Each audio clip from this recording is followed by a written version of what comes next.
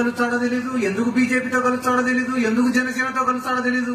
ఒకరోజేమో పోయి కాంగ్రెస్ అని సంకెత్తుతాడు, ఒకరోజేమో బీజేపీ అని సంకెత్తుతాడు. రెండు సంఘాలు ఖాళీ లేవని ఇప్పుడు పోయి పవన్ కళ్యాణ్ గారి నెత్తి మీద వస్తున్నాయి.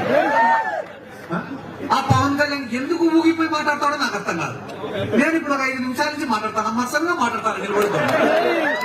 ఏం వాళ్ళందరూ నా మాట వినడం లేదా? ఎవరి పక్క ఉండేటోళ్ళు నవ్వుకోవడం లేదా? ఎవరి మాట వాళ్ళది. ఆ మూల పోతాడు, ఈ మూల పోతాడు. నాకే భయం అవుతాను అప్పుడప్పుడు ఏడాది స్టేజ్ నుంచి కింద పడతాను. ఏందా ఈ పంచాయతీ ఎంత అర్థం కదా నాకు.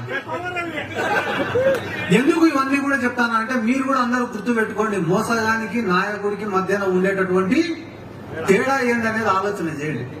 మోసగాడు అనేవాడు ఎట్టుంటాడు రా అంటే నీ కష్టాన్ని వాడుకుంటాడు, నా కష్టాన్ని వాడుకుంటాడు, నీ శ్రమను వాడుకుంటాడు, నా శ్రమను వాడుకుంటాడు, ఎదుగుతాడు. ఎదిగిన తర్వాత అందరిని కూడా మర్చిపోతాడు. కానీ నాయకుడు అనేవాడు ఎదిగిన ప్రతి మెట్టును గుర్తు పెట్టుకుంటాడు, సాయం చేసిన ప్రతి గుండెను పైకి తీసుకొని వస్తాడు. జగన్మోహన్ రెడ్డిని నమ్ముకునే ప్రతి కార్యకర్త కూడా ఈ రోజు ఒక ఎంపీటీసీనో, జెడ్పీటీసీనో, సర్పంచో, మున్సిపల్ చైర్మన్, కౌన్సిలర్లో, కార్పొరేటర్లో, లేకుంటే కార్పొరేషన్ చైర్మన్ లో, ఎమ్మెల్యేలో, ఎంపీలో, రాజ్యసభ సభ్యులో, చిన్న చిన్న బీసీలు, ఎస్సీలు, ఎస్టీలు, మైనార్టీలు పెద్ద పెద్ద స్థానాలలో కూర్చొని కదా. పవన్ కళ్యాణ్ నమ్ముకునే ఏం చేస్తారు? సైకిల్ గుర్తు పట్టుకొని తిరుగుతారు. ఏం చేస్తారు? సైకిల్ గుర్తు. ఆ మాట అనకూడదు కానీ తప్పడంలో ఏం చేయమంటావు? ఎంత కంట్రోల్ చేసుకునే టెంప్ట్ చేస్తాను.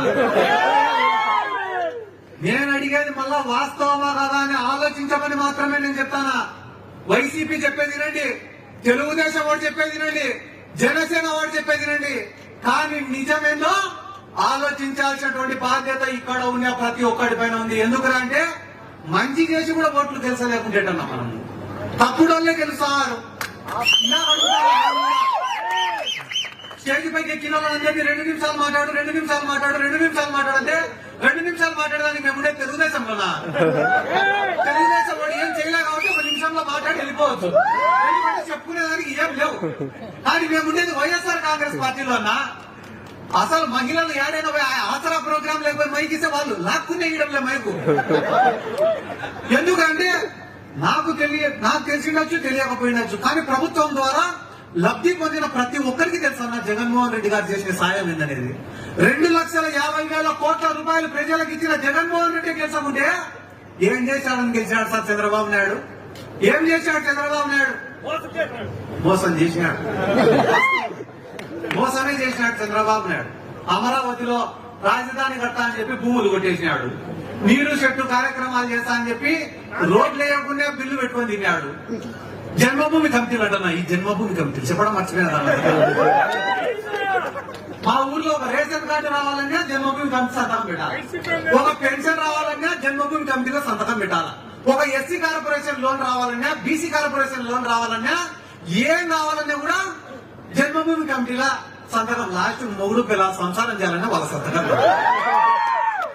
కానీ ఈ రోజు పేదవాడికి సంక్షేమ పథకాలు అనేవి ఎట్లా అప్లై చేసుకోవాలో కూడా తెలియదు, ఏమేమి పథకాలు వస్తాయో కూడా తెలియదు. అట్లాంటిది ఈ రోజు పేదవాళ్ళు సచివాలయానికి పోయి వాలంటీర్ల కాడికి పోయి మాకెందుకు రాలే పథకాలు అని చెప్పి కొట్లాడుతున్నారు. ఆ స్టేజ్ లో నిలబెట్టింది ఎవరు? అలా ఓటు పడేది ఎవరికి? మధ్యలో వచ్చే బఫూన్ గాళ్ళతో అందరి గురించి మేము మాట్లాడాలన్నారు. మధ్యలో వచ్చే బఫూన్ గాళ్ళ గురించి మేము మాట్లాడాలన్నారు.